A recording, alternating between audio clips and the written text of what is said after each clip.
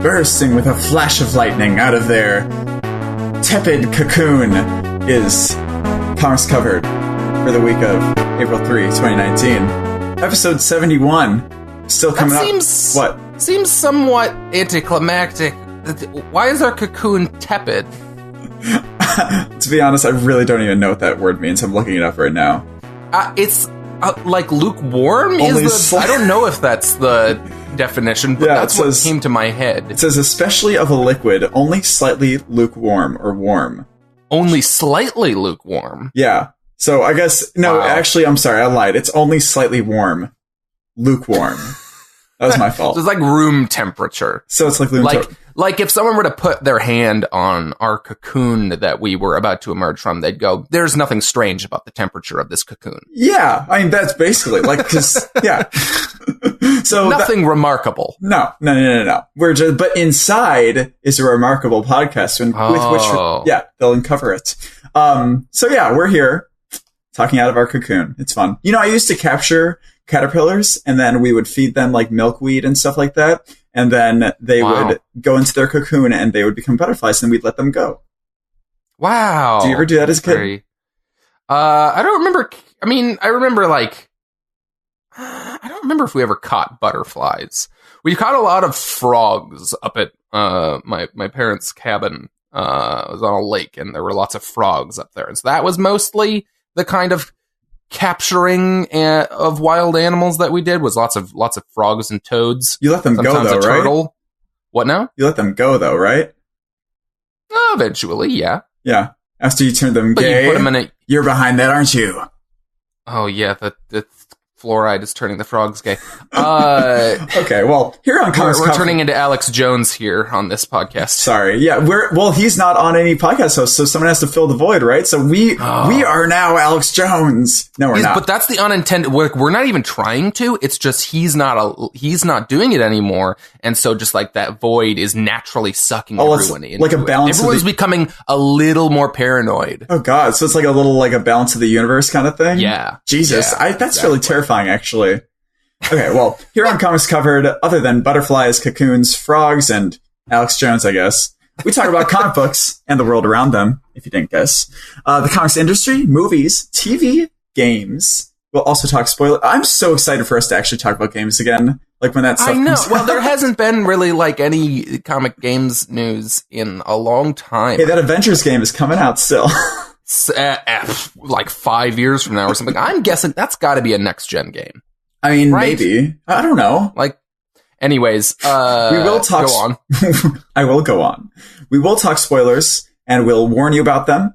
I am Jack. I'm still pretty new to comics. Still pretty new, even though I'm getting into my second big box of storage, which I'm going to put into storage soon. Yeah, It's been bad. But I'm here with someone who is not new in the slightest. Yeah, I'm Doug, and I'm here, and I wasn't prepared to introduce myself, so here I am in all my glory. That was a very tepid response, Doug. Very tepid. It also means the secondary definition is showing little enthusiasm. So there you go. Mm-hmm. Now I'm imagining if we were, so if a butterfly... I don't have a joke for this, but I'm just imagining a butterfly with a tiny comic book. Oh. It's a tiny, itty-bitty tiny comic book. Can you, make that the podcast image that you put on the thing? I don't know, with your skills as a graphic designer, can you make a little, comic book reader See, butterfly? It seems impossible. I don't know if I could do it. Comic book butterfly. I like that. He can be our mascot. Yeah, the comics caterpillar. Ooh. What? But that's a butterfly. It's Mr. Mind. Oh, God. He's making you think he's a butterfly. Yes. Do you think, actually, they kind of did this in 52, but what if Mr. Mind became a butterfly at some point? They kind of did that. I mean... They kind of did that. He turned into a weird moth thing. Yeah, I think that was kind of the idea. He evolved sort of, and that was his sort of thing. That was so crazy. Jesus Christ. We shouldn't talk about it anymore, because just in case someone wants to read it. No, we shouldn't. It's nuts, though. God. Tiny tease for 52 if you haven't read it. Sorry. Yeah. But, Doug, who are you? I said I'm Doug. You didn't say you're our resident comics veteran, though. I'm our resident comics veteran. Yes! I'm in the trenches of the comic wars. Wow. All of them. But they're not secret. They're not very secret. But we're all in here in this trench with me. There's no sides. Unless you like Batman v Superman, in which case I might fight you on that one. But so maybe there are trenches. There are different ones. I am fighting. No, you know what? Everyone versus me. Oh wow! It's me versus everyone out there. Jesus. So you dug yourself your own trench. See what I did there? Your name is like a double entendre. That's not what okay. It does. How was your week, Jack? Wait. It means two things, a double entendre, right? I guess. Yeah, I guess it doesn't have to be sexual. Yeah, you always think I use words incorrectly, but I usually always do, except for tepid. Well, I did. No. We said that tepid is okay in that scenario. Tepid is a fun word. It is a fun word. Tepid. Okay. Tepid. What did I do this week? We just so everyone knows, since we pulled back the curtain on this show, we were trying very hard to figure out what to talk about in this section. But there was one thing, and that both of us did, and that was get our goddamn Avengers Endgame tickets. Mm-hmm. So that was fun. Those dropped on Tuesday at 10:30. I've learned it was 10:30 a.m. Eastern time. That's very specific. Well, I have a story about that. So they dropped 10:30 Eastern. I'm on the West Coast, so 7:30, right? 3 hours earlier. I get to work at about 7:50 or so. So when I was walking to work, I saw that they were released, and at 7:50, I went on Fandango and I pressed an IMAX showing just to see if I could do it, since it was 20 minutes after they released. So I pressed it and I got in there. And did you hear what happened with Fandango and AMC tickets? No, did they crash or something? Yeah. So AMC, their site crashed. And so you could only get the tickets through Fandango, and Fandango then had to work with AMC to figure out how to do it. So Fandango put me in a virtual line, at 7:50. So I was just there and I just kept it open. I got tickets for a Friday showing after that as a safety, but I figured, you know what?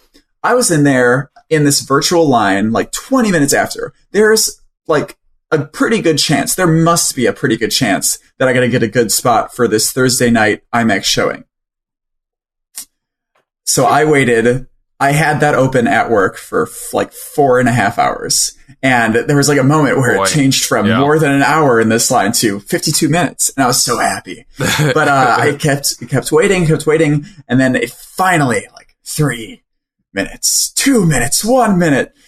Then I got there and it was all sold out except for the first row. Oof. God damn it. I was there 20 minutes after, first of all, how did these people that filled this place know that it was going to be released? How are they already up? And how are they already notified that they did it, to fill this IMAX screening? I couldn't imagine. Yeah. You got to keep on top of that shit if you want to, be at the movie first, you know? I was pretty on top of it, I thought. Yeah, you were pretty close, but you got to be first. Yeah. But I had a very easy time. I'm not going on Thursday either. Are you going on Friday now? Yeah, I'm going on Friday. Yeah. I'm going Friday afternoon during work hours because my boss at my day job said we should all do a work outing and go see Avengers Endgame. And he was like, "Do you guys want to see it in IMAX?" And I was like, "Yes, I would like to see it in IMAX, please." And so my work bought all of us in my department at work Avengers Endgame tickets. So God, I'm so jealous. I almost considered buying tickets for myself for Thursday just because I'm impatient. Also, I thought you were going to be going on Thursday. Yeah. And now that I know that you're not, I'm like, okay, I'm fine. I'll just stay off the internet that night.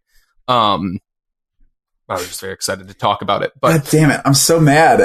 That's crazy. You get to see an IMAX too. I'm this weekend. I'm buying tickets because you know how AMC does those $5 movies on Tuesdays. I'm buying the IMAX ticket for Tuesday showing right after that Friday. So I'm going to see it then. Which, goddamn, that's 6 hours of movie. That's crazy. Have you already watched it? Or no, I mean, have you, sorry, what the hell was I trying to ask? I don't know. Have you already bought them? No, I haven't bought them. I'm going to buy, well, this is going to be Tuesday night. So I feel like it's not going to be as, I was just going to say, I thought you were saying that you had already bought like a second viewing for yourself. And I was like, what if you don't like it? Well, I'm buying them this weekend. Anyways, am I really not going to like it? Like, let's be honest here. I'm just saying there's always the chance. I'm not saying it's likely. I'm not saying I want it to be that way, but there's always the chance you won't like it, even if everybody else loves it. I don't know. I know, but I feel like as long as it's like a culmination of all these movies, I feel like there's going to be, chances are there's going to be something I enjoy about it. I've been trying to keep my expectations on a very even keel because I don't want to be disappointed, with big finale stuff like this. That's always a risk, even if it's amazing, No, I know. I feel like I try and do that. I don't know. It's tough to do that. And I'm aware of the fact that the only reason I'm trying to keep my expectations low is because my expectations are already so high. You know what I mean? Yeah. But yeah. Anyways. So that's the thing that happened. Avengers Endgame. It's great. So excited. Anything else exciting at all that you can think of? I mean, that's like 3 weeks away. So that's like the most exciting thing I can think of, honestly. Yeah, our lives are so boring. We're both just like waiting for these 3 weeks to just disappear on us. Okay, let's be honest. Kind of honestly, though. Who that listens to this podcast probably even is not excited for this. You know what I mean? Yeah. It's very, very exciting. Not to shame anyone who doesn't enjoy that. I'm just saying chances are people are excited about this. So we missed the point already where people were posting like this last week, like, oh, we're at the point at which if you watch one movie a day, you'll watch all the movies up until the day of Avengers Endgame or whatever. Yeah. So we're already past that point. So there's no way to do that. And I'm not doing it again because I already watched all the movies before Infinity War. Yeah. Wait, you did? I don't think I watched every single one, but I watched like all the ones I cared to watch, which was most of them. Did you watch Incredible Hulk with Mark Ruffalo? Or wait, sorry. That one I think I skipped. Do you not like that movie? For some reason, I like it. I really like that movie, and so for some people think it's one of the worst ones. I don't get it. It's not one of the best ones. It's like, it's in the middle somewhere. Lower middle, I'd say. But know. It's still, I like it. Like, I like most of those movies, which is saying a lot, know? But anyways, are you going to do any kind of rewatch? I'm trying to think of, I want to watch some of them. I know. I'm trying to think of like what the most kind of the best. I mean, you could just do selection of movies. You could just do Phase 3. That's a pretty good selection of movies. Like Phase 3 has been crazy in their quality. So I could do that. I mean, not all of them are going to be very relevant at all, but like what? I don't know. Like, yes, the post-credits scene on like Ant-Man and the Wasp is relevant, but like, I don't know that the rest of it's going to be very relevant. I mean, Ant-Man in general, he's probably going to be dealing with his daughter getting fucking dusted. I'm thinking about like doing some sort of like watching the Avengers movies and then maybe watching like some of the like major character ones, like watching the Iron Man movies, the Cap movies, especially Civil War, because I think that's important to where Cap is now. Oh yeah. Well, and a lot of people are. Yeah, and then maybe the Guardians, and then maybe Colin that. I mean, okay, also, I was on, I shouldn't go on IMDb, but I saw in the cast that they have Tilda Swinton. Tilda Swinton? As the Ancient One. Oh, wait, fuck, in Infinity War, or in Endgame? Yeah. Why the fuck? I don't want to know that. Why? Don't tell me that. It might be a flashback. It probably isn't a big deal. Oh, you son of a bitch. I don't want to know any information. I've been on media blackout for a while now. You don't tell me that. Okay, I'm sorry about that. That's my fault. But honestly, that stuff is rarely, like, very, like, I don't even know what that means. You know what I mean? Like, no, I don't know what that means either. But I don't, it would have been fun to go to the movie not expecting, that character's dead. I guess so. Anyways. Sorry, Doug. Anyways, so that's the most exciting thing in our lives. So you want to talk about some news? Oh, I feel bad now. I'm sorry. I just saw that and I was just like really confused because she's like dead. It's fine. It's fine. Okay. I love you, Doug.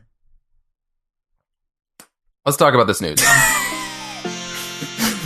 Okay. We got news coming up here. Some things happened this week that weren't in our lives. Well, I guess they were in our lives because everything is in our life, right? Well, not everything. I mean, like stuff in the 18th century wasn't in our lives. Exactly. I'm just saying everything that's happening right now is technically in our lives, right? There's a kid in Africa that's like running around. He's in our life, you know?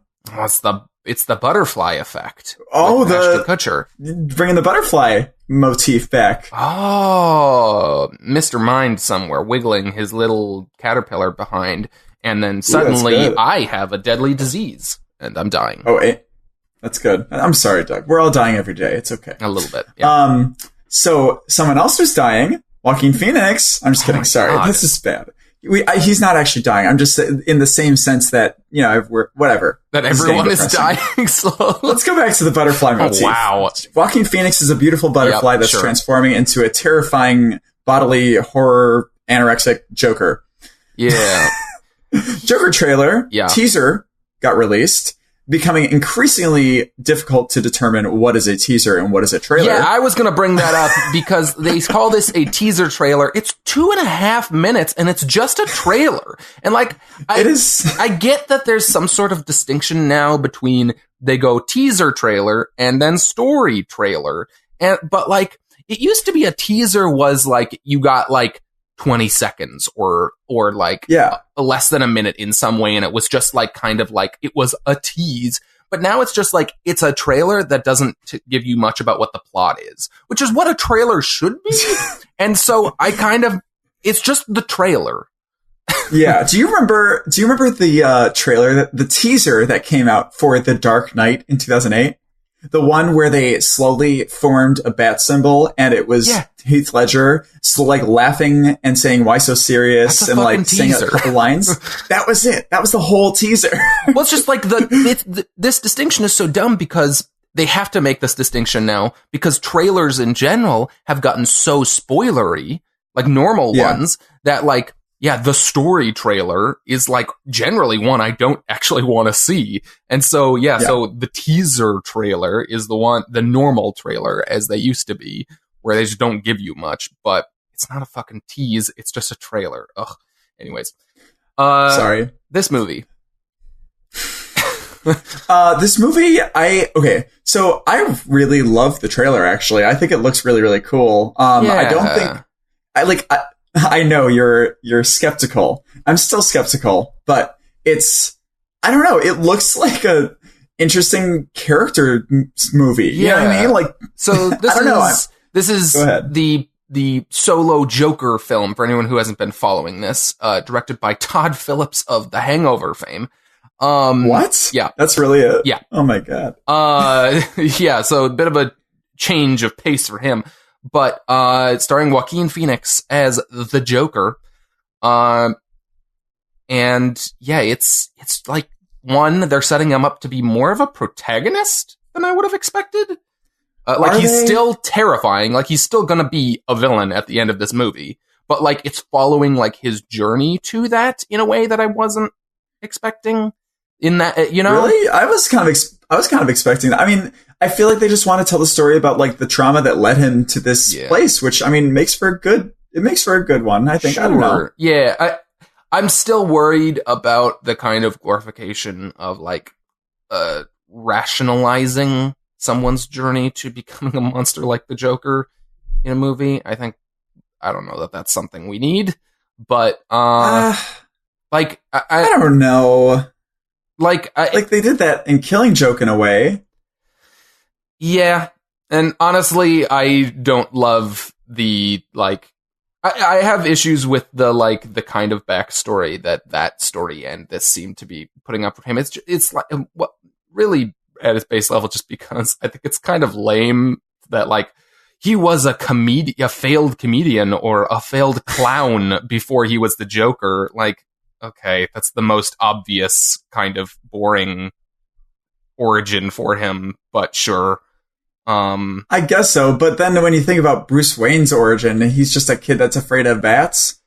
But that's not his origin. His origin is that his parents were murdered, and so he, like, the bat thing is just a theme. It doesn't have anything to do with his parents' death, which is the real reason. I guess so. Like, the clown thing always seemed like that came about because he went, like, the Joker, whatever happened to him, like, he went insane somehow, or somehow he just chose, I'm going to be the Joker, or, you know, depending on the origin, he ended up looking like that, and so he adopted it because of the acid or whatever. But I don't know. I feel like the way they're going with it is that his mom always, like, what they say his mom. I'm not saying it doesn't make sense. I just think I don't think it's a particularly interesting choice, but it'll take the movie to see. I am definitely, this trailer, like, as a tease kind of for the tone of this movie and what they're doing with the character. I am much more interested than I was conceptually before seeing this. Yeah, for sure. You know what I liked? The music that they had over it wasn't like a poppy version of Smile, or it wasn't like a intense, like, dum, you know what I mean? It wasn't the moody cover of an old song that you get in every movie and video game trailer now.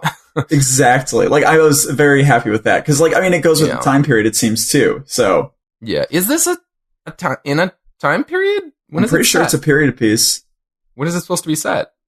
I don't know. I didn't get any kind of particular period vibe from it, but I could see it. I thought it was like kind of 50s era sort of thing. Okay. Sure. I don't know. I can't tell, but whatevs. But I'm also really excited because I think no matter what, Joaquin Phoenix is gonna just ham the shit up, you know? I mean, he's gonna be terrifying, whatever he ends up doing. You've seen The Master, right? Yeah. Everyone should go out and watch The Master before this movie, because... Should they? Yes! I think The Master is a good movie. The Master is an uncomfortable movie that I don't know that I ever care to watch again. I don't know. I think it's important to see... maybe not. It's a challenging movie. Like, it's very... Joaquin Phoenix's character in that movie is difficult to empathize with in a way that is... You know, it's tough. That's kind of the point. I know, but it's a difficult watching experience. Anyways, yeah. I wonder how much in common this movie will have with that. But yeah, I mean, we'll just have to see. I really want to. You remember that whole phase where Joaquin Phoenix was like pretending he was going to go into hip hop for a movie? It was all publicity stuff. It was the fucking weirdest thing. Yeah, it was so random. Whatever. So strange. What's this other story? I didn't read much about this. These Walmart stories are going to be released in comic book stores. Yeah, so we talked very briefly. I don't remember if it... they officially announced at some point a while back that they were in some form these Walmart exclusive giants were going to be going to the direct market, which meant comic shops. Assumedly, it was going to be in trades, which... they'll definitely come out in at some point. But they just announced also that they're going to be coming out. They're going to be re-releasing them in issue form as well, sooner than the trades. So we'll be able to read these books without going to a Walmart sooner than later. And that's really it. So if you wanna read Brian Michael Bendis and Nick Darrington's Batman Universe, I believe that's kind of cool. Or Tom King and Andy Kubert's Superman Up in the Sky. Or didn't Marv Wonder Wolfman Woman have a Superman run? What? Didn't Marv Wolfman write a Superman one? That is a different thing than these Walmart things. That was just a different special thing, and that actually I think came out in regular comic book stores. Oh, never mind. Then. Yeah, it was just that was like a long unreleased thing that he wrote back in the day. That's kind of cool though, released. that they kind of gave those writers an opportunity to write like the opposite story, like character, you know, because Brian Michael Bendis, whatever. Yeah. It's fun. There's also a Wonder Woman one written. This article I'm looking at does not specify who the writer is. I'm assuming it says the creative team is Amanda Connor, Jimmy Palmiotti, and Chad Hardin. I don't know which. Jimmy Palmiotti, I'm assuming, is the writer, but I don't know. Anyways, so that's also before? A thing. I'm less interested in that one than I am in this Tom King and Brian Michael Bendis one, but they're going to be 2 chapters in each issue. So I'm definitely going to be checking those out when they come out. Cool. Yeah, no, definitely. That sounds cool. Very nice. Doug, do you want to talk about our comics? Sure. Very nice. So we read comics this week. We had a smaller week. Well, I had a smaller week. Doug had an average week because he's a crazy person. Smaller than the last few weeks, blessedly. The last few weeks. Last week I had 15 books, and I'm so happy that I had 6. The comics devil has cursed you. Yes. Well, you know, it's great. Next week I have the same amount of books. I have 6 books again. So I'm very, very happy. It's very nice. Yeah. But the books we did have were Black Hammer 45 number 2, 1945 number 2. No, I guess it's 45. 40, whatever. Okay. I just get, when they have a bunch of numbers in the title, it's tough because, you know what I mean? It's weird. What if it gets to Black Hammer? Apostrophe 45. That's Black Hammer 45. I guess so. Then we had Die number 5. We had Immortal Hulk number 16. That it's just crazy how much, like, I don't know. I guess it's twice a month. So it's twice a month. So it's only been 8 months. Yeah. It must have been, but it's just crazy because, like, I just feel like we've had it for so long now.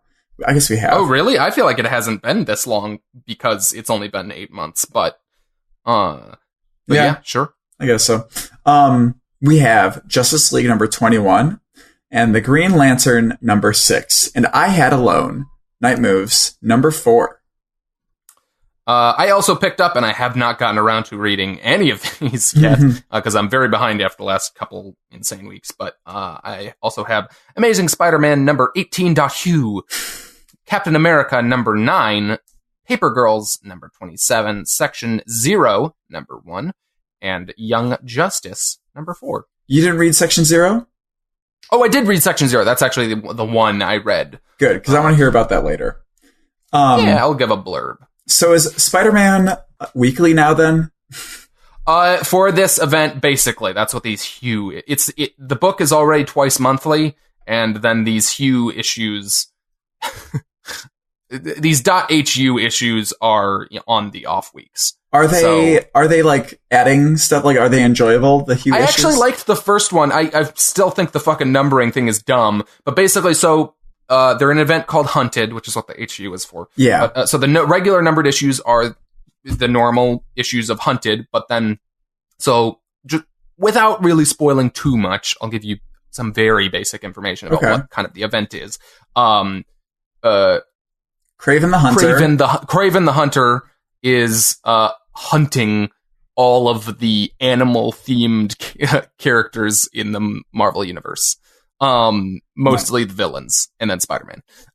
So the regular issues are following Spider-Man facing Kraven and all this junk, in that whole thing, and then the .hu issues are following individual villain and or other animal-themed characters being hunted. That's so the cool. First one was Black Cat, but then it interestingly ties into, it actually tied in, it's written by Nick Spencer, so it's the regular writer, different artist, but it's like kind of bridging the gap between issues. It answered some questions that led into the next issue, like they basically followed up on it. It just followed Black Cat for an issue rather than Spider-Man. Interesting. I liked it. It was good. So I'm gonna keep reading those. I wasn't sure if I was going to. Anyways, moving on. Very cool. Well, we're gonna talk some spoilers about a few books right now. Doug, can you give the spoiler warning, please? Okay.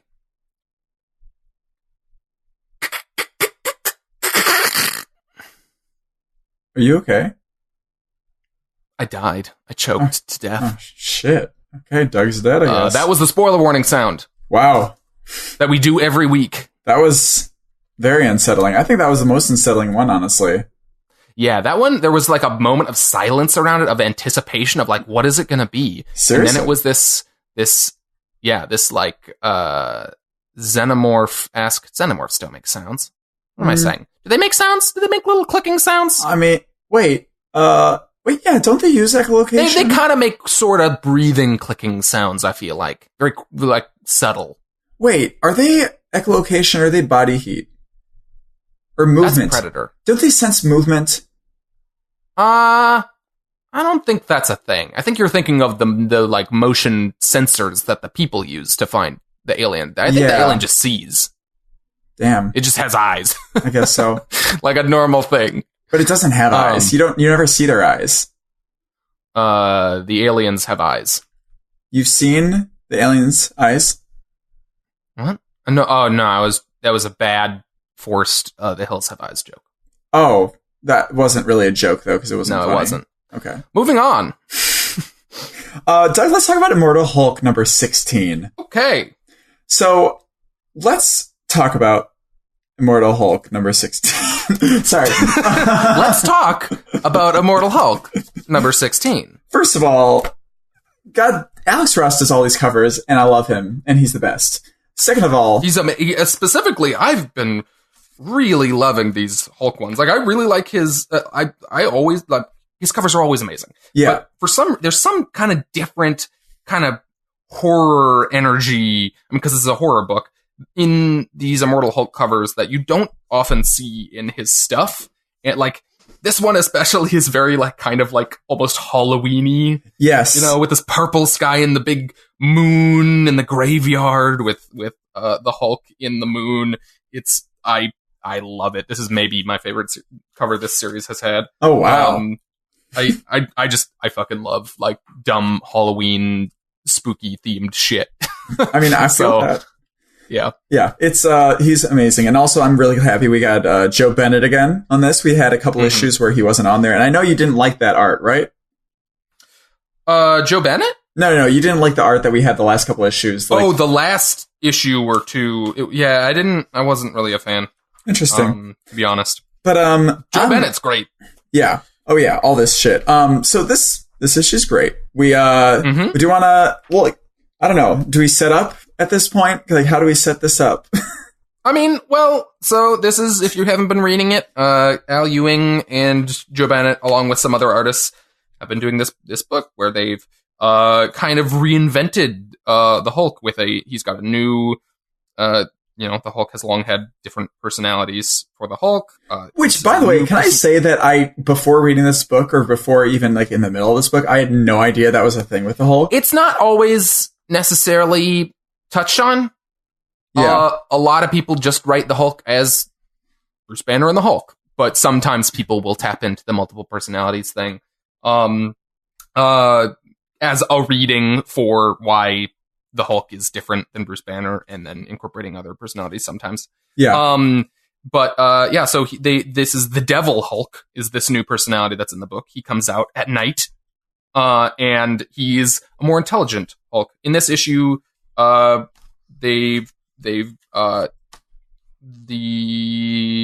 Devil Hulk and Samson, Leonard Samson, go to the original site where the Hulk was made, and they get kind of trapped. It's been a trap by this government agency who's trying to capture and or kill the Hulk that he escaped from.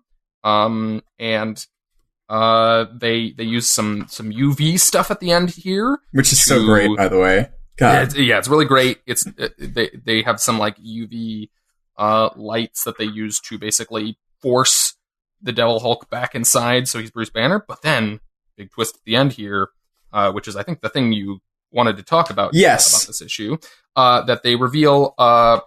They say like, they're talking about the real monster. Stays quiet, keeps his head down, and then we get the reveal that even though he's been forced back into the body of Bruce Banner, this persona at the end in Bruce Banner's body is not Bruce. And as the title we get at the end, it is Joe. I think it's really Joe.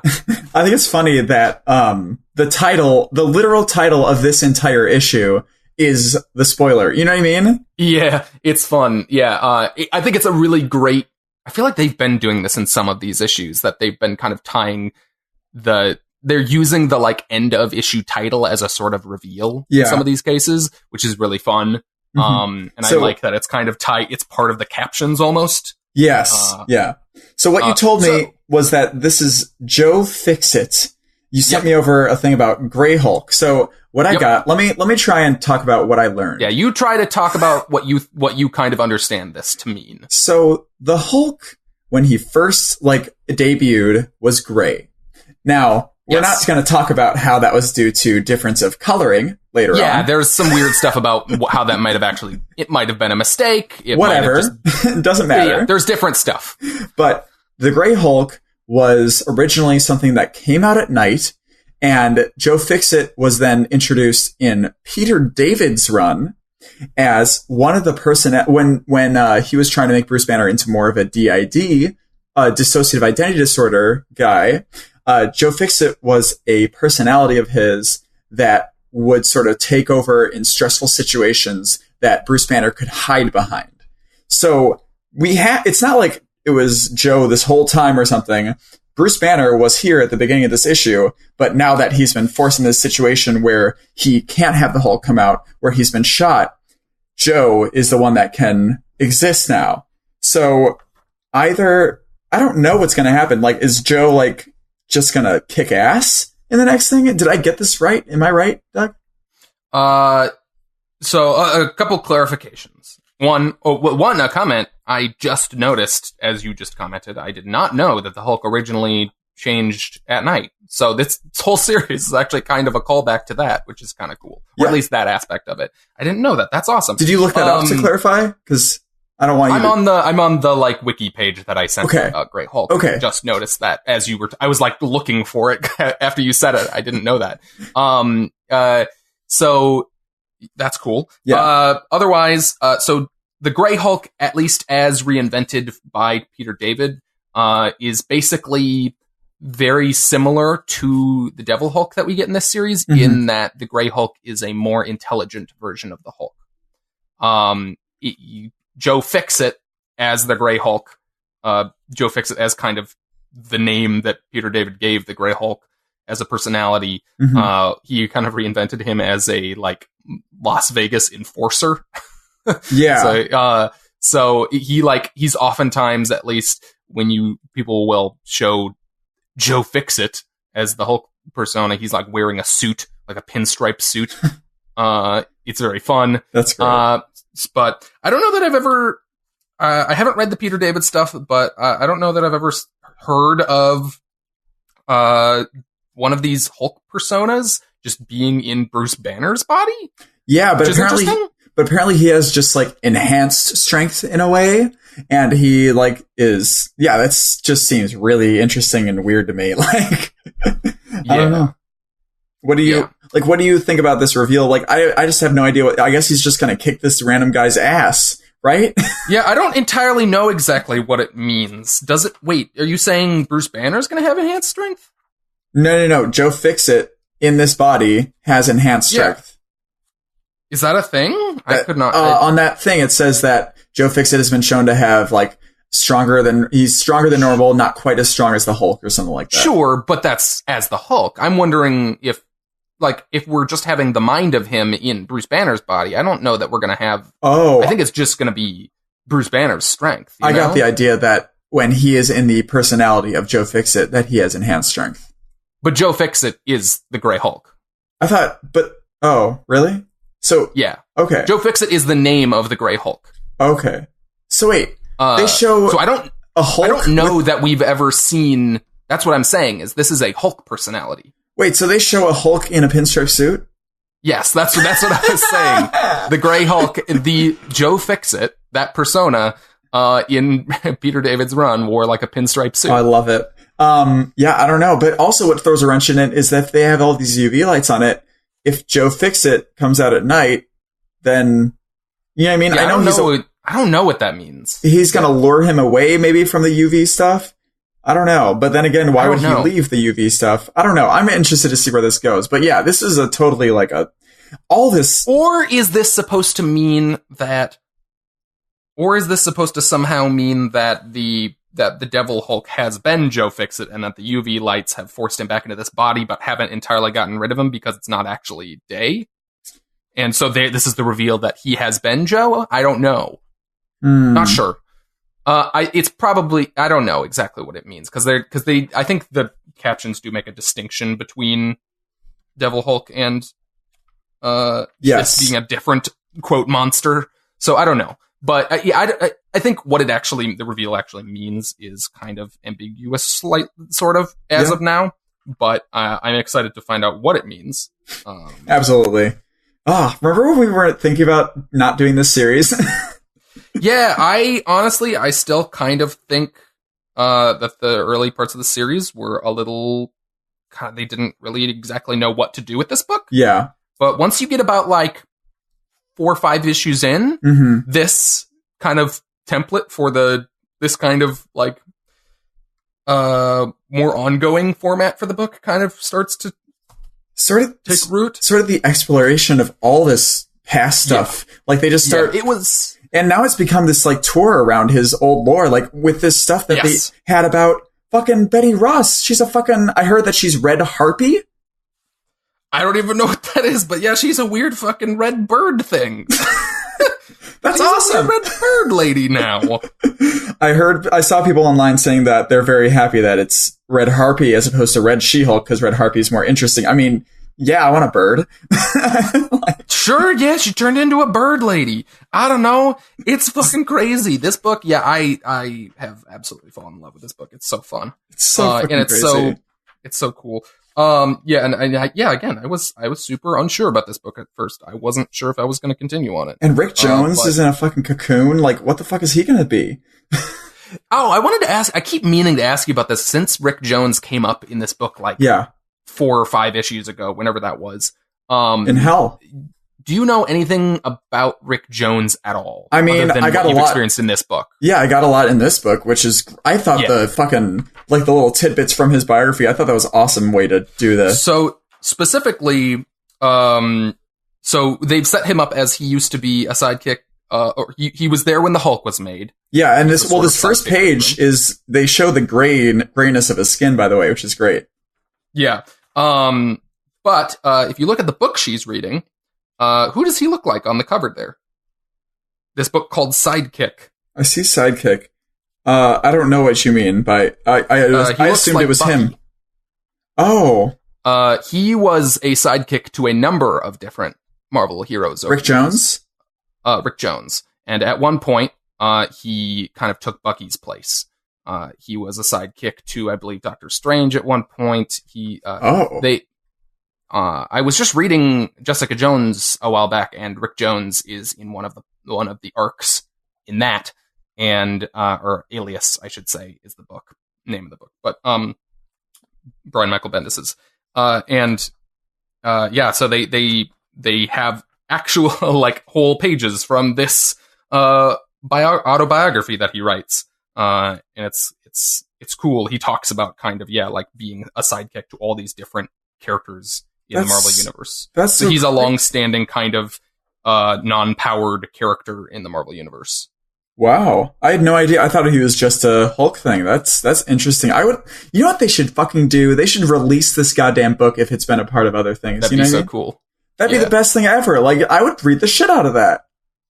If you want to get kind of like snippets of it, Alias, that arc of Alias has like a bunch, like through like 4 issues, they put in like a few pages of his book on different sections of his life in each issue. Wow. It's very fun. Just not the Hulk sections. I think they have the Hulk one. Oh, wow. In there. Huh. Anyways, I don't remember. So wait, were these words you didn't recognize these words? I have no idea if they were actual. I think they may have made that up for this. Wouldn't that be cool though if they would be cool if they used quotes from Bendis's thing, but I'm not sure. I don't remember. Huh. But just this book is bonkers. I'm so excited. I love the fucking animals that he has to like this. Even this action scene is, I think, so well done too. Like I don't know. I had a little bit of trouble like I liked the hell part when they went to hell, but a lot of it got really like it got really heady, and I really want to reread it again. I love the Hell stuff. The Hell stuff's so good. It just used a lot of like mythology and lore that I wasn't that comfortable with. Sure, yeah, me too. But I just loved I love the ideas they were playing with. In that arc. No, definitely. But yeah, a lot of the lore stuff also kind of went over my head a little bit. I think at some point I'm going to do a great reread of Immortal Hulk at some point. Just because I want to know more and I want to delve into it more. But yeah, it's great. I don't have much else to say. I'm glad we talked about it though. Great. Cool. Okay. What's next? Talk about this next one. What's this next one? The Green Lantern, number 6. Sorry. The Green Lantern. Yes, I do want to talk about the Green Lantern. This fucking book is so fucking cool. Sorry. I love comics. They're so cool. They're really fun. This book is so goddamn fun. Like, I couldn't help but, like, I love reading this as if I'm reading just this cop story. And, like, at the beginning, the gang leader saying, I'm going to give you protection as long as you submit to me. Like, it's just like, exactly, there's carbon copy. And I don't know. But told through the lens of this space opera thing. And like, it's molding it to that, or it's molding the police stuff to that in a way that like meshes really well. Yes. Like they're defaulting to the space opera stuff when it makes more sense to default to that. But then they're working in all this great cop drama stuff when that works. And it's so fun. Yeah, we get, so this is Grant Morrison and Liam Sharp's, is this a mini series? I can't tell. They haven't said anything that it's a mini series. And okay, they have not announced any kind of end point for this. I mean, this is 6. So if it was a mini series, they say there's more. So I don't know. I wouldn't be surprised if this was like a maxi and ended at 12. But we'll see. I'd be so sad. I would love this if it just kept going. I mean, I guess they're really focusing on this controller move stuff, so maybe. But then again, like, it seems like it evolves near the end, Yeah. So Hal Jordan is undercover in the Black Stars, which is like an evil kind of Green Lantern sort of group. And he, in this issue, finally gets access to the leader, Controller Moo. Mew? Yes. Moo. I don't know. I think Moo. Like a cow. And so he finally gets access and takes him down. Or does he take him down? I don't remember. What actually exactly does he do? Okay, he blows up his head. Yeah, well, no. Adam Strange blows up his head. Oh, that's right. They have this whole thing where Hal Jordan says he won't kill an unarmed opponent, so they have a duel. And honestly, Adam Strange, because they're asking him to kill Adam Strange. Yeah, to, like, and prove honestly, his loyalty. Yes, and honestly, I know I'm like what we would call in wrestling a mark, which means I'm gullible. I really thought he killed him, though. I don't know why. The way that he drew it and the way he's been acting up until he winked at the wife. Yeah, I don't know. For some reason, I just really thought they just killed him. They sold it pretty well. Like, logically in my brain, I was like, I don't know that they're going to kill Adam Strange in this book. But they sold it well within the book itself. Like, it did seem like he died. So that happens. His wife is really mad. And then I just love these pages also where we get, like, they really have heart-to-hearts. Belzebeth, Empress, or whatever. The Countess, is that it? Countess of Death? I don't know. Forgot. Belzebeth is her name, That's though. her name, I don't know. But I love that she's, like, opening up to Hal Jordan because he's shown his thing. And, like, and she's like, I don't know, she's not drawn like an evil person. Like, take this as you will. I remember watching Unbreakable, and I know you're not a fan of some of the comic book stuff in that, but I remember one point where Sam Jackson is talking about how, the art that he has there, how this villain is drawn in a specific way to show that he's a villain with, pointed eyes and like evil stuff or whatever. So I'm always I'm always subconsciously kind of looking at that and seeing like how villains are drawn as opposed to protagonists. And, she's drawn not like a villain here. And it's so cool to me, I think, Yeah. Yeah. No, it's not that interesting. No, she's drawn in a more sympathetic light here in this scene. I see what you're saying. And I think that works out well because, okay, so then we have, Mu talking with Hal Jordan directly. And, I mean, he seems to just know that he's undercover because Controller Mu apparently means he is able to control everything and manipulate people into doing what he wants, right? Is that kind of the idea you got? That's what it seems here. Yeah, I don't know if that's supposed to be a reveal, but it definitely seems to be an implication this issue is making in the latter parts. Yeah.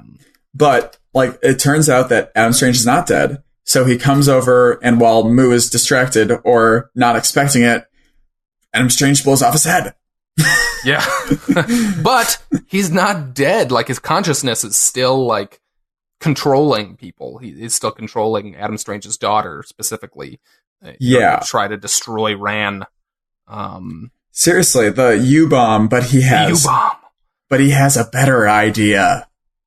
Mm-hmm. Yeah. Which also makes me think that this is going to be more ongoing because this detour this seems to be the end of an arc and this seems to be the start of a new one where he's just going to be, okay, so we have, after he has a better idea, Controller Mu, we have sort of a break and then we turn the page and it's just a different time and Adam Strange is talking in front of people about how Hal Jordan is missing and we're all good and we want to make sure how we remember Hal Jordan and he's been gone for so long or whatever. And then Adam Strange he disappears because of the Zeta Beam, I guess. Mm-hmm. Is that how the Zeta Beam is usually thing? I always imagined it as okay.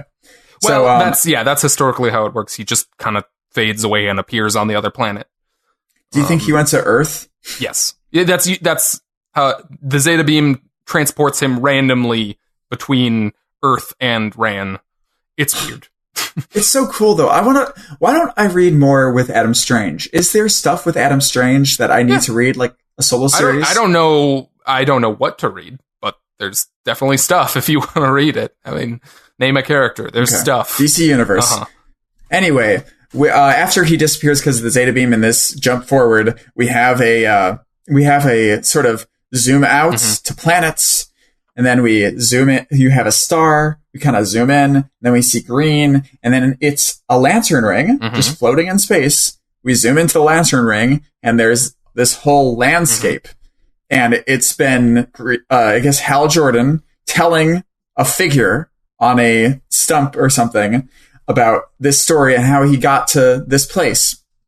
And it's revealed on the page turn that this guy is rhyming, and it's this character, Merwidden, who looks cool. I get the impression, but I cannot confirm this on the internet at all, that he seems to be a, Mr. Mixie's Pitlick, type character. It does not seem that he's directly linked to him, but I definitely feel like he's supposed to be, that character, but for... an imp of some sort. Someone saw that in Superman and was like, let's just do that for Green Lantern. But I mean, I don't know.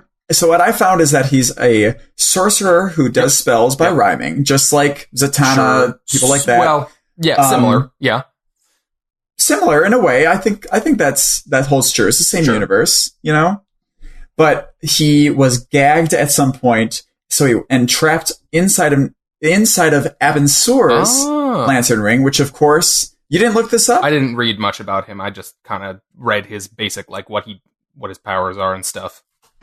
Okay. So yeah, Abinsur, who was a Green Lantern, he was battling Merwidden, and he got to the point where he was able to gag him and trap him inside his own lantern ring.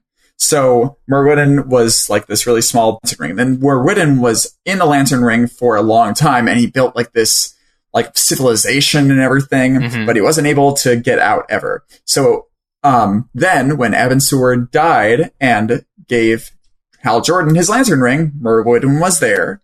And at some point... that's right. He has Abensur's ring. Okay, exactly. So, yeah, he's in that ring, yeah. So that's why he's here. So, there are times where... Sure. There are times where Merwidden fucks with him on the outside. He's able to put a projection of Abensur, apparently, in history. And, like Hal Jordan has to fight this projection of Abin-Sur. At some point, I guess he projects like Hal Jordan. Like he does that a lot. He's annoying. He's evil. But here he kind of looks like he's just, I don't know. He doesn't look evil yet, at least. He looks like he's fucking mad. Like maybe he can't do that anymore for some reason. And we'll have to figure out. And I think Hal Jordan's just going to go on a soul searching thing in his own ring, I guess. And he's trapped here. Yeah. He's like a weird little, like leprechaun imp guy who does magic by rhyming, and yeah, Hal Jordan's gonna have to fight him in this weird landscape that he's made in his ring. I don't know if he's gonna have I love that as a historical pull. I love Grant Morrison is very good. Speaking similar to kind of Immortal Hulk. Yeah, kind of Grant Morrison is very good at pulling from the like forgotten history of characters and reinventing them and or kind of incorporating them into his current stories in ways that are really cool. I'm wondering why he has a sock on his hand too. Yeah, I don't know. Is his hand fucked up? I don't know. He was sewing. He's also got like an Australian kind of outback kind of hat of some sort. I don't know. I don't know. I'm super pumped. Like this. I mean, if it's not ongoing, I don't know how they're taking this huge detour, because this makes me feel like it's an ongoing sort of thing. But I guess with how crazy everything seems, it doesn't feel ongoing. You know what I mean? Yeah, it's hard to say. Like, there seems like they're kind of starting a new arc with this tease at the end here. So yeah, I could definitely see it going on longer than, like, if this will be another 6-issue arc. Yeah, like I could definitely see it going on further than that. So yeah, I don't know.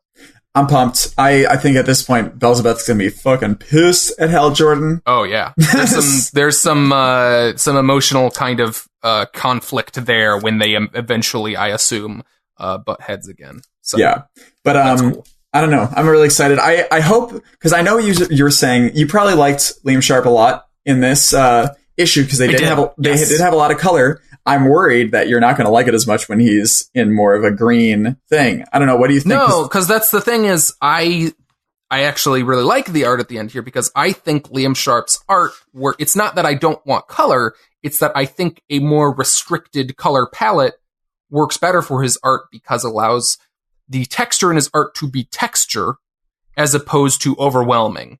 So when it's all kind of tinted in this like narrow range around green, I think it works better, like it did with the neutral colors in a previous issue. And I did generally really like the art in this issue. Very cool. Yeah, I'm super excited for all this. I also hope Adam Strange becomes more of a part of this. Like, I don't know. I love more with Adam Strange. I need to read more. Yeah. But yeah, this book, it's great. It's so great.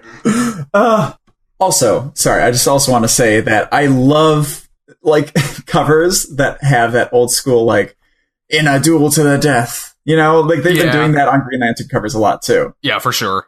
Grant Morrison is a big fan of the like dialogue or captioned cover.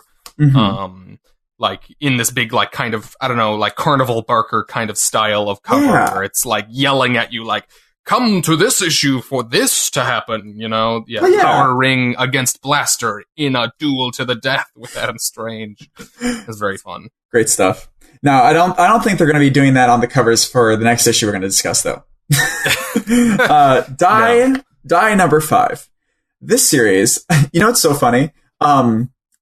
Samantha read this recently, and she was telling me, like, with this series, with Die, it's at the beginning, I'm always thinking, like, and I get like halfway through, and I always think, like, you know, I'm just like not that into this all that much. And then by the end, I'm like, holy shit, this is the best fucking thing ever. Right? Yeah. Do you get that too? I didn't really notice that. I feel like it always ends up kind of middle to lower in my stack, because I personally order my books in terms of, like, what am I the most excited to read? And so the stuff I'm most excited to read goes on the top, and then as I go down, it gets less and less exciting, or I am less and less kind of enthused about reading it. So this always ends up like mid to low. But then, yeah, every time I read it, I'm always like, holy shit, I forgot how fucking good this book is every time. Yeah. And I don't know if that's just because I feel like we might be on a similar page, that like something about the theming of this isn't necessarily something that super jibes with me.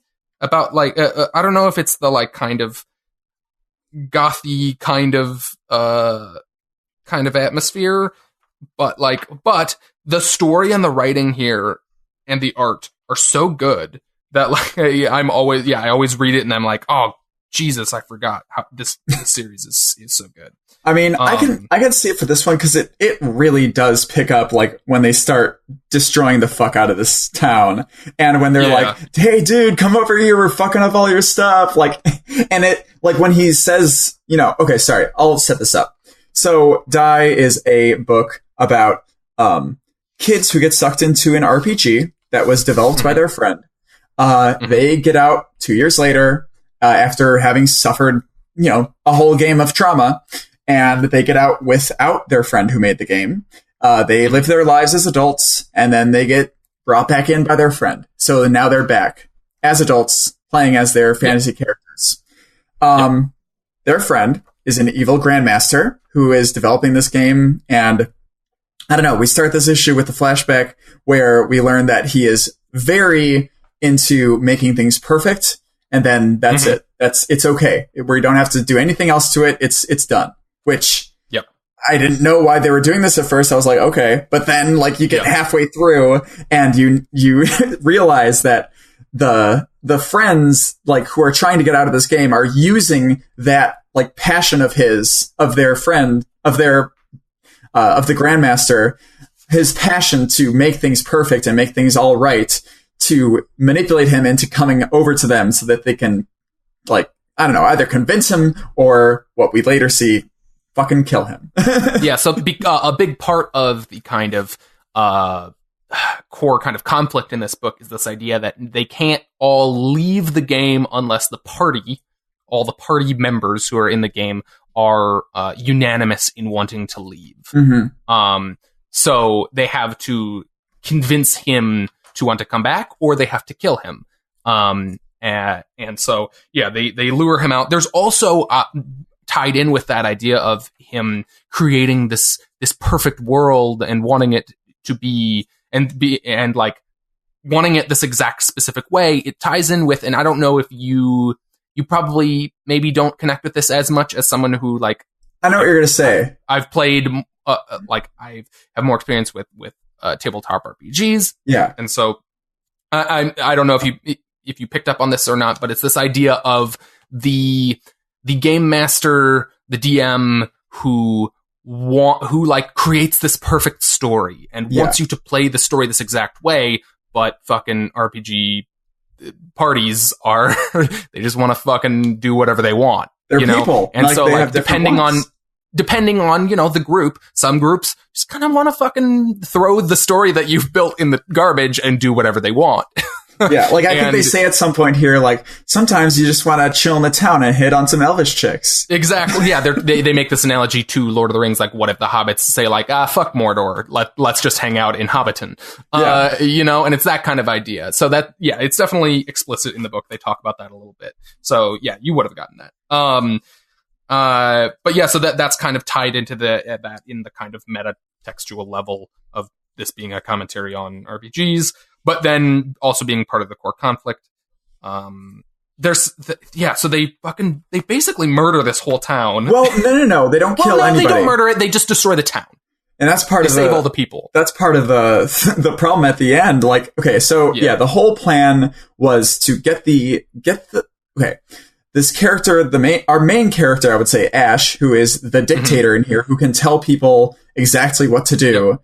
She basically makes the leader of this town tell them their defenses so that they can destroy it all, so that Saul, the Grandmaster, will come, and so that they can do stuff with him. So they destroy the town, and like for for some reason, like, I love this character of Chuck the Fool or whatever. And because he's coming out, he's like, come out, Saul, we're totally fucking up your toys. And he's like, dude, you're ruining the game. Like, what's wrong? Except in more, whatever. I don't know what I'm saying about this. I'm just recounting what's happening. Can you just focus me a little bit? I'm sorry. It's just, I love this shit. At the end, I'm just like enthralled with this art, with like how, because the Grandmaster has the power to tweak the rules. And I don't know what the limitations of that are. They're unclear exactly about. There does seem to be a limit because they talk about him like pushing the limits of what he can change. Yeah, but he does change some of the rules. But yeah, it's at the end. We since they can't convince him, Ash then uses her sort of what is it? Chekhov's gun, not Chekhov's gun, but uses her like one-hit kill on him. Yeah, she has a death touch. She can, basically she says it's a dagger with no range, so she can stab people by touching them, basically. And she stabs him in the heart with her hand. So he dies. And he dies. I mean, yeah, he does. In the fifth issue, the villain of this series kind of dies now. Which I saw online, someone was saying like they didn't like that, but I don't know anything. No, they go a really interesting direction with it after that. Exactly. Go into that. So basically, like we said, the conflict here is everyone has to be unanimous in order to leave, and but if you kill one of the party members, they're not a part of the party anymore. So they kill Saul to remove him from the party. Now, that's where we're at right now, where I'm talking about. And then a rift happens in the group where two of the members are like, one of the members is like, my life is actually fucking better here than it is in my real life, which he's so shitty because his life is already better than theirs in real life. Yeah. And that's kind of, so he's like the fucking worst. In a really interesting, fun way, but he's the worst person. He convinces another member of the party who's like, their life is also kind of shitty. And also they like seem to care more about like the stakes in this world, it seems like, than in the real world. So they both leave and they're like, we don't agree to go back. Like they were about to all leave. And so they've been kind of sucked into the game, mentally into the game. But then, once they leave, the Grandmaster Saul comes back as there's this zombie-like race of people called the Fallen in the universe that we haven't really had much about. They're just zombies at this point. We've seen a little bit about them, though, right? They've like, killed them, right? Yeah, they've fought them. Like, we've seen them before, but they're basically just zombies. But it turns out, the Fallen are previous people who have been sucked into the game. They're real world people who have died and come back, or at least player characters. I don't know. I'm not entirely sure if that means he sucked other people into here or what that means, but I think that's what they're saying. I think that's what they're implying, which is weird, but cool. But anyway, so not only but then they imply that if you as a Fallen kill someone, you come back to life. So we have this interesting dynamic of if you kill someone, they're not part of the party anymore. But if you as a Fallen kill a party member, you become a party member again. Yeah. So there's this back and forth between like, he could potentially come back to life by killing one of them. But like there's friction in the group and like there's all these different dynamics of push and pull in terms of the group not being unanimous or potentially being unanimous if certain members aren't alive or are alive. And I think that's super fascinating. It's so great. They've used these characters and playing off them each other like it in the best fucking way. Yeah. Kieran Gillen. Yeah. And then this whole new thing, like now, like at first he was a bad guy who just wanted them to play. He didn't want to kill them. Yeah. But now he's an evil person who wants to fucking murder them. Well, yeah, now he definitely wants to kill them because he wants to come back to life. Yeah. And I love this. Yeah, it's crazy. I love this callback to the first issue when someone calls the tool the dice, and he says that's the wrong word, not the right word. It's die, because that's the plural, right? That's the singular of dice. Of dice of of dice is die. Because Ash says, if they all die, we can go home. And then he says, die. Still lying. Not the word. Never was. The word is murder. Like, because Ash is basically saying like they have to murder all the party that's disagreeing with them, right? But yeah, she like says like, we should go hunt down these two people who have abandoned us and murder them so we can go home. Like she's going all in on just fucking, we need to get out of here at any cost. Yeah. It's just, yeah, this series, like it just takes me in every single issue, you know? Yeah. And so, it's just fascinating in that like it's becoming clear that this whole kind of game world that they've set up is all based around this idea of turning people against each other, of like convincing them to kill their other party members. Like it's crazy. It's really, really, really cool. Do you think that even though he's a fallen, does he still have his Grandmaster powers? It's unclear. I would guess no, but I don't know. I don't know. Because he does have a little dye in his eye still, which makes me think that he does. Okay, sure, yeah, he does have the dye. He has dice in his eye, 20-sided die in his eyes still. So yeah, maybe he still is the Grandmaster? I don't know. It's yet to be seen kind of how much he's still controlling the game world here. Yeah. Who knows? I also really love how Kieran Gillen at the end of every single one has this huge essay about what's going down. Yeah. It always kind of it sheds a lot of interesting light on kind of what they're trying to do with the series. Not necessary to enjoy it, but definitely interesting to kind of get some extra context on it. But yeah, they're out for till July is what she said, I think, or he said. Yep, they're taking a trade break. Okay. So, yep. I'll take it. Whatever. Cool. Yeah, I'm pumped. I'm pumped for this. This is so great. Everyone should read this book. What do we got? What else was there? Oh, I want to know what you thought of Justice League first, before Section 0. I actually really liked this issue. Oh, good. And this arc has really grown on me. Okay. I would say, this is a really cool arc that I think I would really like to be able to hand to someone someday and say, like, this is a really cool arc about, like, these alternate future versions of the Justice League that have seemed like they've gone really right, and then but then the twist is they've gone really wrong, and I like it. But it's so fucking tied into this fucking justice diagram, doom diagram, fucking, like, world forger bullshit that you would have to read all the previous stuff to really kind of understand what the hell is happening with that. Yeah. And I don't care about any of that. So, I don't know. I'm having mixed feelings about it because I do really like the core of the story that's happening here in this arc, but I don't really like how it ties into the larger story. I got you. And Jorge Jimenez. How about this? I mean, fucking, yeah, it's beautiful. How about this page where Mr. Mxyzptlk is unimagining this, and we see the pencil drawing it? Oh God, yeah. it gets very Morrison-y for a second. Oh my God. I mean, this whole arc honestly is very Morrison, I feel like. Isn't it? Yeah, for sure.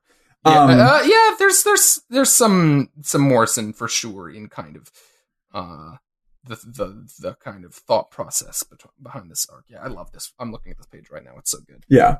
But yeah, I think this is great. I'm interested to see how Lois Lane got to this place. I'm sure we're going to have more about her. Yep. Yeah, it's just so good. That's all I got to say. Yep. I don't think the World Forger stuff's that bad. I think it's interesting. Like he is sort of. I think the think the World Forger is interesting. I don't like his design. You don't like his design? I will Big say axe that. thing, cosmic axe. I don't know. I don't know what it is about him. Something about his design rubs me the wrong way. I kind of like that he looks kind of like a genie. Yeah. I kind of like that, but I don't know. Honestly, I think it would have been really nice if they sort of went went on the sort of design of the Monitor and Anti-Monitor because he's so related. That's I think my issue with it is that they're kind of positioning him as like a third in that group of like the Monitor, the Anti-Monitor, and now the World Forger are like a group. They're like brothers or something. And I don't know that he really fits with them. Well, he fits with them in concepts, I think, but from a design, no, I can see that. Yeah. But like from a concept, like you have the person who monitors, the person who anti-monitors. I don't really know how they fit in, but he builds the thing that they monitor. So I don't know. He's actually kind of more an opposite to the Anti-Monitor, because the Anti-Monitor is all kind of about, well, no. I'm not 100% sure. I don't really get the Anti-Monitor. How he fits into that dynamic all the time. What now? The Anti-Monitor doesn't really have a clear deal all the time, except that he wants to destroy the universe. Multiverse, sorry. Yeah. Whatever. Talk about Section 0, Doug. It's not great. I really like the idea of this series going into it. It like just the idea of like the pitch, the like really reductive mashup pitch that they put in the solicit is it's X-Files meets Jack Kirby. Yeah. I don't know how Kirby fits into this, to be honest. Probably just because it's a comic book. I guess. I honestly, after reading it, don't really know why it's Kirby, but it's like conspiracies and aliens and weird science stuff, and they're in a secret government, like world government's funded group that like goes around and investigates the weird stuff, and it feels like a book from like the 90s. It's very simplistic. The writing's very on the nose. It's whatever. I don't know. I'm not going to keep reading it. Okay. I like some of the ideas and the theming. I don't really like any of the writing in it, to be honest. Art? I got about like 3 pages in and and the art is serviceable. The art is fine. It's not particularly exciting. I got like 3 or 4 pages in and I was like, this isn't for me. Really? I read the rest of it out of feeling of obligation, and at the end it's like, no. Okay, well, that happens. Yeah. Glad I didn't get it. Well, that was all we had. Unless you didn't read anything else. So, and I haven't read my solo book yet. Night Move's pretty good though. Pretty good. Okay. Someday I'll give it to you. So maybe. What is the genre of that book again? Is it just a crime book? Is there a fantasy element to it? There's definitely like, it's like mixing sort of fantasy, demon monster, and Las Vegas crime. Horror? Not really. Not as well. A little bit of horror. Yeah. Like okay. Yeah. Like there's a horror elements. Yeah. Sure. I'm gonna reread it again because there's a lot. I think it's better to be read all in one. But it's good. It's very good. Okay. Yeah. And I like the art. Cool. But in any case, and spoilers, we should give us. We have comics next week too. Not that many for me, at least. Do you have a lot, Doug? I have about a week about the size of this. Got you. So pretty those average. Books include Detective Comics 1001, where we get to learn more about Batman. Mm-hmm. Batman. Yeah, who knows? Maybe. I mean, I don't even know at this point if I'm going to continue reading. Like, that's kind of. I don't know. You haven't been thrilled because like. No, I liked the last arc, but I feel like it likes the last arc more because of the art. And if Doug Mackey's not going to be on this arc, then I feel worse about it. And also the added reason that I'm not as into the Arkham Knight. But they could do stuff with the Arkham Knight. Like, if he's played off as kind of an insane person, I'll forgive the Batman thing, because that's just insane. It was just a weird thing to have as the last thing. It was odd. I'm going to give it an issue. I am really on the fence about them using the Arkham Knight. I think it has the potential to be cool because I didn't love what they did with him in the game all that much. But I like the idea of him. So I feel like it's an opportunity to do something more interesting with him, which I like. So, but it's also, I don't know. I'm never super thrilled about like incorporating characters from other media into comics. So, I don't know. I just feel like it feels like you're riding the coattails of this other thing in a way that, like, come up with your own stuff or use the stuff that is already on the table. I don't know. Okay. Well, we also have Invaders number 4 by Chip Zdarsky. Getting to the back half of that one. That must have been like 2 weeks ago that we got the last one. That was a really short, wasn't it?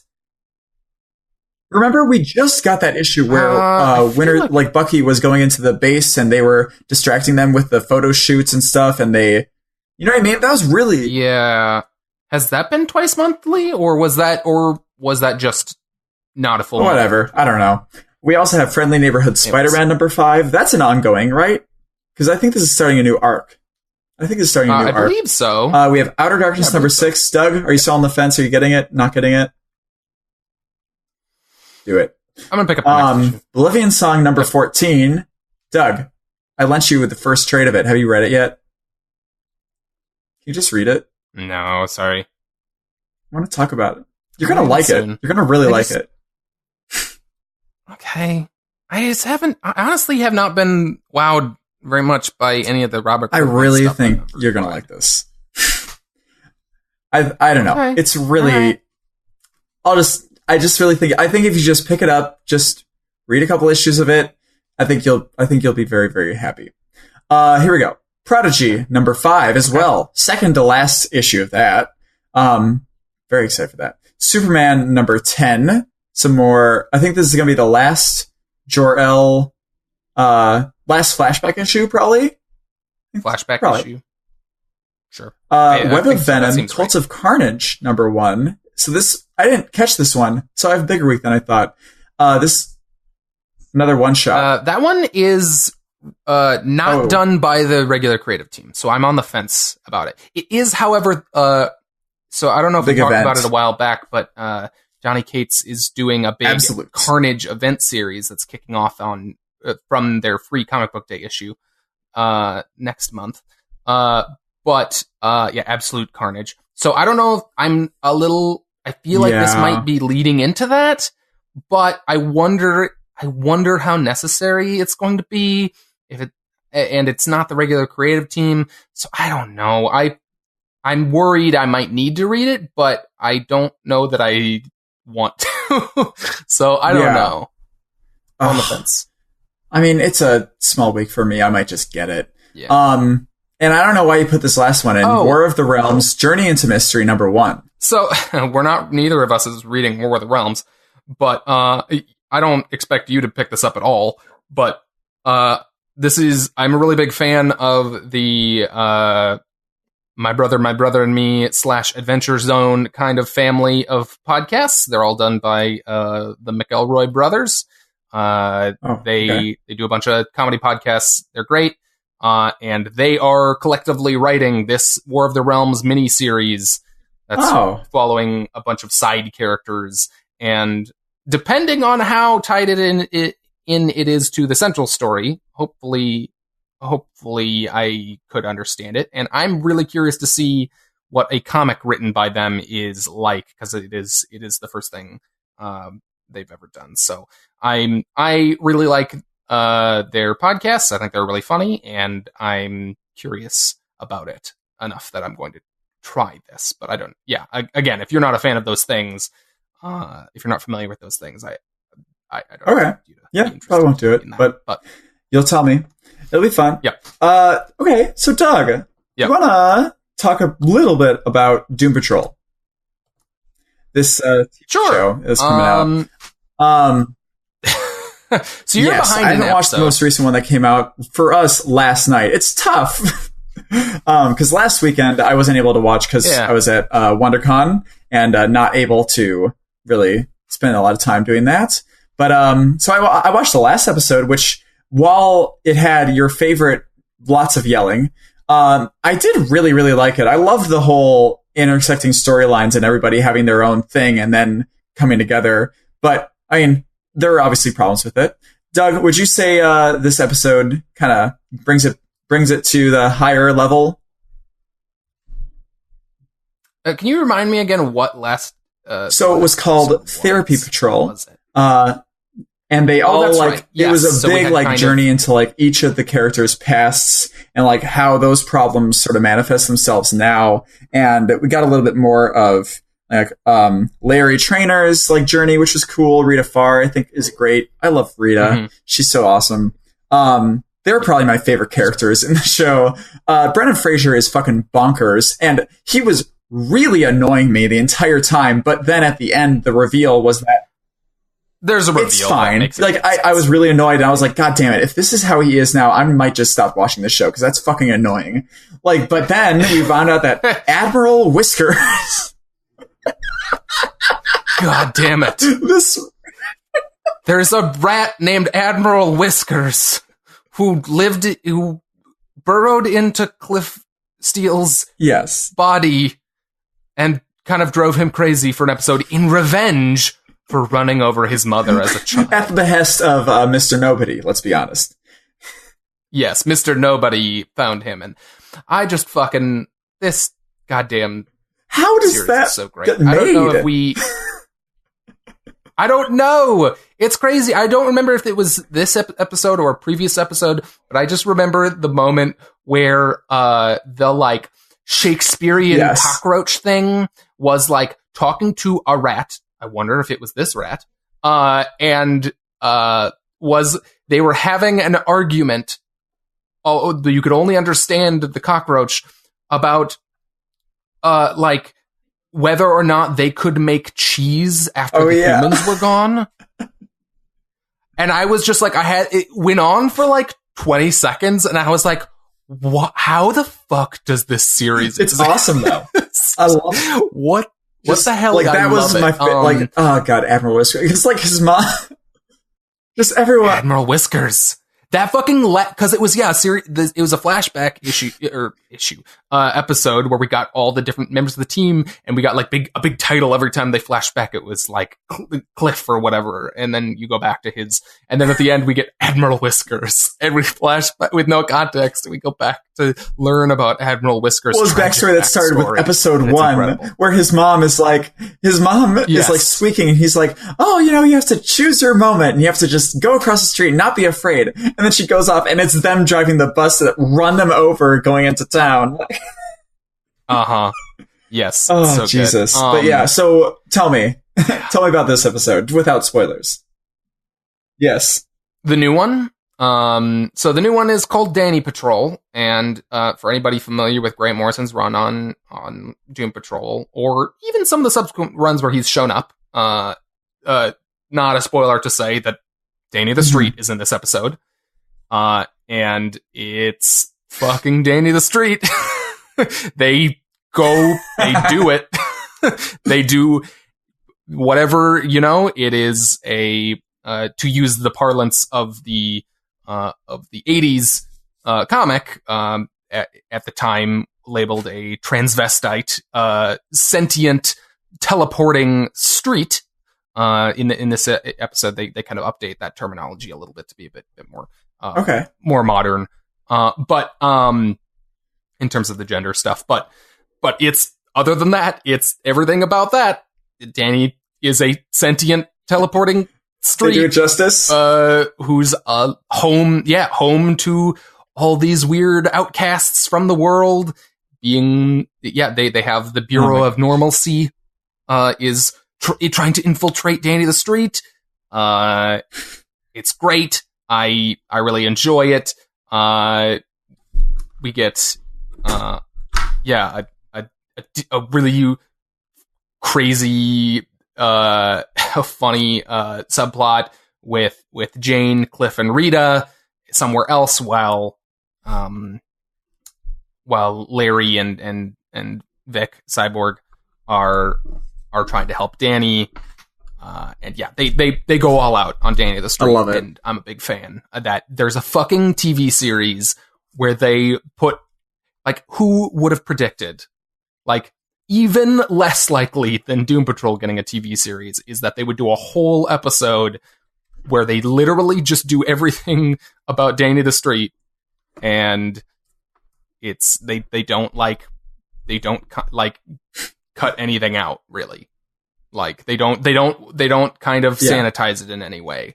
I'm excited. I'm so excited. I'll probably watch it, maybe even today. So I was talking with Samantha about it because we saw the name of the episode. I was like, holy shit, that's so cool. Do you remember Danny the Street, right? She's like, no. And I thought that he was in that like whole run. I was like, wait, you've read the first book, like that whole huge book. Oh, has she not read all of it? Oh, she's only read the first book. Danny the Street doesn't show up till issue 35. Oh, wow. So he shows up. Is she going to watch this episode? I'm wondering if I should just have her read the first issue, because the second book starts with issue 35. So it starts with... Oh, sure. Yeah, you kind of get all you would need to watch this episode from, like, the introduction. Yeah, so I feel like I should just have her read the first issue of that, and then we can watch this. Okay. You know what I mean? Yeah, it doesn't adapt it directly, so yeah, as long as you kind of get the context of what Danny the Street is, then yeah, I think you'd be fine watching this. I'll get it out and tell her to read it today, because I mean, I just want to read that again anyways too. Like, oh my god. Yeah, God, I love Danny the Street. One of the best things about Grant Morrison's run. He's probably one of my favorite characters in comics. Let's be honest. It's the most bonkers thing. Like, I want a whole series with Danny the Street, like, going around. I don't know what it would be about, but I want that. Like, I don't know, because of the fucking weirdness with Gerard Way's Doom Patrol, I don't know if we'll ever get any kind of follow-up on Casey Brink, but Casey Brink is one of the main characters of Gerard Way and Nick Darrington's Doom Patrol, whose power is basically super driving Danny the Street as an ambulance. Through space and on Earth, and it's so good. I love it. I love them as a duo, and I love the kind of relationship they set up, and I would love to see a series that was just Casey Brink and Danny the Ambulance or some other kind of vehicle just going on adventures together, and I love it. But I doubt we'll ever see Casey Brink again if that series of Doom Patrol does not continue, and that makes me very sad. We'll see. Doug, let's just tell the folks what we're reading outside our comics now, and then wrap up. Yeah. Cool. Yeah. What are you reading outside of your comics? I'm reading two things. Or outside of your current books. Yes, I'm reading two things actually. So every single day. Okay. Like on like a break or when I'm in the bathroom or something like that, I'll read Starman on my phone from the DC Universe.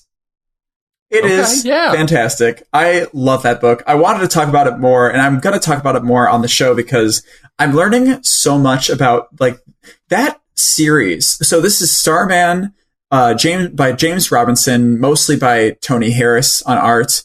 It's about in the like former bit of it. Yes, mostly by Tony Harris. He kind of goes away in the back half of that series. Oh, that's sad. I'm on issue like 40 and he's still doing it. How many issues 60. Is it again? Okay, so he's in it for a fair amount of time, but yeah, I would say don't expect much of him in the back half. Damn it. Or in the latter parts, I guess. It's lame. If you're over half. All right, whatever. But I've been reading Starman, and I just want to talk about it more because like that run is like, it's so good because Starman is such like a character that I guess was very, very big in the 40s and very big in the Golden Age in general. Like this character is so tied with that old guard, and that old Starman is so much a part of this current run that we're learning so much about the history of the DC Universe. And I am like a lot about these old characters. And I just feel like it's very important to talk about on here because that's kind of like the whole mission statement of us. So I'm going to talk about that more. Like right now, I'm in a crossover arc between Starman and what was then The Power of Shazam by Peter Krause and someone else. I don't know.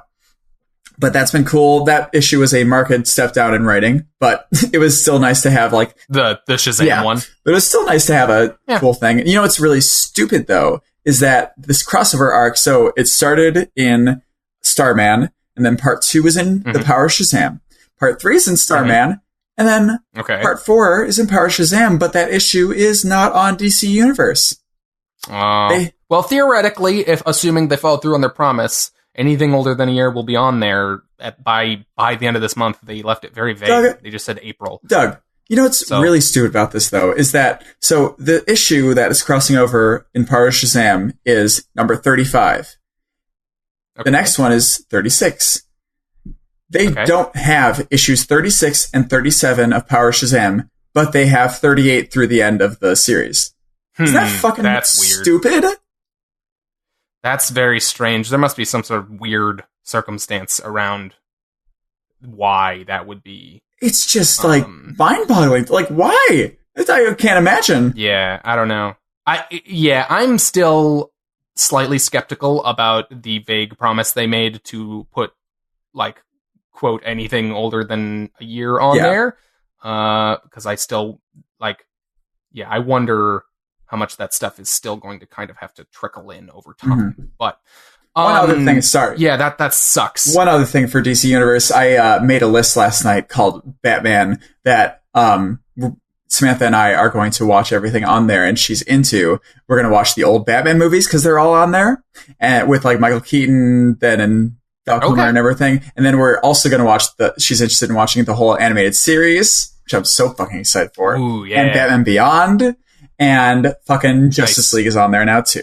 So cool. I am so pumped for that. The other thing I'm reading outside is X-Men, Uncanny X-Men. I'm on issue number 5 now by Stan Lee. Nice. How are you liking that? You're reading the Stan Lee Jack Kirby stuff. Yes. Okay.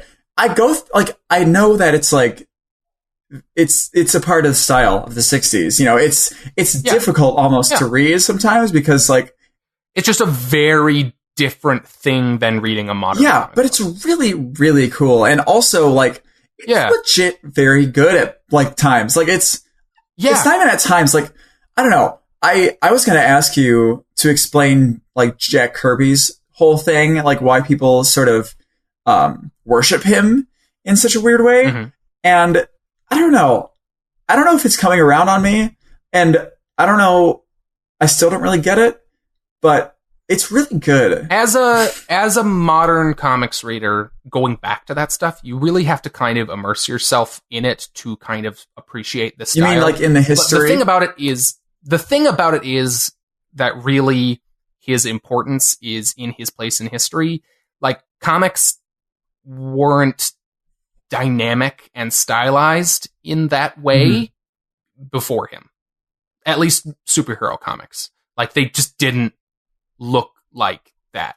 They, like, if you look at an old Golden Age comic, like the standard of art varied wildly, but generally was not as refined or specific as Jack Kirby's style. It was very just kind of just get it out there, you know? Just like very basic, sometimes very sloppy. And Jack Kirby was this master of like having like all his lines are exactly how they should be for his style, you know, and his compositions are very specifically thought out. Like the motion, the flow of action and how your eye moves through it is all very specific in a way that, again, was revolutionary for its time. I have noticed that, like, reading it, I can see myself, like, reading this person's face with their thought bubble and then going on to the next person, like, in a very conversational way. Like, it's very and you have to put that easy. In perspective in your brain of just, like, that stuff was new. That stuff was, again, revolutionary. Like, it wasn't, like, he is the template on which pretty much every artist after him, like, built upon. It's just... But, like, again, over time, just on a pure, like, stylistic level, you will gain an appreciation for, like, for what his style is like. And I absolutely love it. There are lots of people who, like, ape Kirby's style, but other than that, there's nothing really else that's quite like it. Interesting. I'm reading. Do you have anything else? Cool. Okay. No. I'm just really excited for that. Sort of rereading / attempting to finish finally, or continue at least. Grant Morrison's run on Batman. I had previously read all the way up to Final Crisis, and then didn't finish Final Crisis when I originally tried to read it, which was originally. You never finished I have since read the whole thing, but disconnected from when I was reading Grant Morrison's Batman originally. So I read Grant Morrison's Batman originally all the way up to Final Crisis. Started reading Final Crisis. It was at an early point in my comics reading experience, and I was kind of overwhelmed by Final Crisis in some ways. And I kind of didn't finish it and fell off. And so I never continued Grant Morrison's Batman because it kind of is a major turning point in that series. What happens to Batman in there? You read Final Crisis, right? Yeah. So if you know kind of what follows that series in the general kind of history of Batman, you would know that, spoilers for this, I guess it's very old, but for one reason or another, 10 years. Dick Grayson becomes Batman after that. So that series is kind of why. And I have not read that stuff yet, and that's the stuff I'm very excited to read.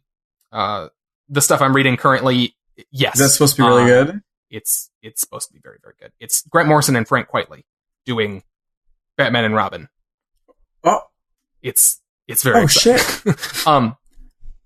Is that where Dick Grayson and Damian are Batman and Robin? Oh shit. Okay, because I was listening to people talk about Detective Comics 1000, and they were talking about how Dick Grayson and Damian were interacting really, really akin to how they interacted in that series. And that made me really, really interested to read that sort of stuff. That's awesome. I need to read. Is that stuff on DC Universe Morrison's Batman? Not all of it yet. The first arc or two of his Batman, and then his Batman and Robin stuff from after Final Crisis is on there. And I think Final Crisis is on there. So you're missing like a little bit in between the early stuff of his Batman and then Final Crisis. But theoretically, it should be on there eventually. Anyways, we'll see. But I'm reading, I bought on sale on Comixology a bunch of that, all that early stuff before Final Crisis. And then I'm going to continue on DC Universe after that. So it's great. It's excellent. It's I just finished a fantastic arc that has a reimagining of Batmite in it, and it's so good. That's awesome. I think I'm going to need to do that at some point. I'm very, very excited. So are you going to reread Final Crisis within this? I've read Final Crisis a few times now. I think I know what happens with Batman. I think I'm just going to skip it. And just. When's the last time you read it? A year or two ago. Yeah. Oh, really? Yeah. So I just don't really feel like rereading it again. I'm just very impatient to get to the stuff of Morrison's that I haven't read yet. So I'm just gonna get to that point and then skip to the Batman and Robin stuff. So, yep. Okay, very cool. Well, that's us. Doug, we still need to talk about we're not going to do it this. We're never going to talk episode. about it. We'll tease the folks. I know, but we're going to tease the folks. Okay, it's a slow burn. No, not if we're. No, you don't want to tease them. We might end up never talking about it. Let's just finish up. Okay, fuck them. Fuck them. You don't know what it is. Wow. That's the tease. It could be anything. Sorry. That's going to do it for this week, though. If you made it this far, thank you so much for listening. Don't turn it off yet. Remember, there's valuable content. We're a new podcast, but the absolute biggest thing you can do for us, if you like the show, is give us a review or star rating on iTunes. And if you enjoyed the show, or what you heard, sorry, I always try and do what is written on here, but I always, use my own words too, so I get messed up. So, no, it's not. Let someone know about us with your mouth or with your mouse, like Admiral Whiskers. Uh-huh. Or is he a rat? He's a rat. Is there really a difference? Well, they're different animals. Are they different species? Yeah. A rat is a different animal than a mouse. A rat is bigger, and I don't know. There's different kinds of fucking. I don't know. I'm not a zoologist. Okay. Well, We release episodes weekly on Sundays, so be sure to check back in next week. Or better yet, subscribe to this podcast feed, and you'll never have to think about it. Oh, I actually do have valuable content. I should have said this earlier. I will have I wrote up an interview that I did at WonderCon with a guy that is the VP of development at Legion M, which is a fan-owned production company where they basically crowdfund projects that people on their like messaging community, on their message boards, talk about and that want to see, like things like that. It's pretty cool. So that's going to be posted on our friends at mycomicuniverse.com. That went out.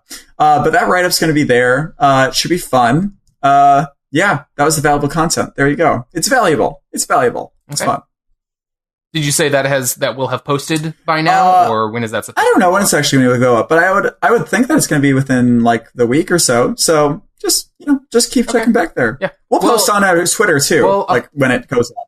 Yeah, we'll share it on our social channels whenever that article goes up.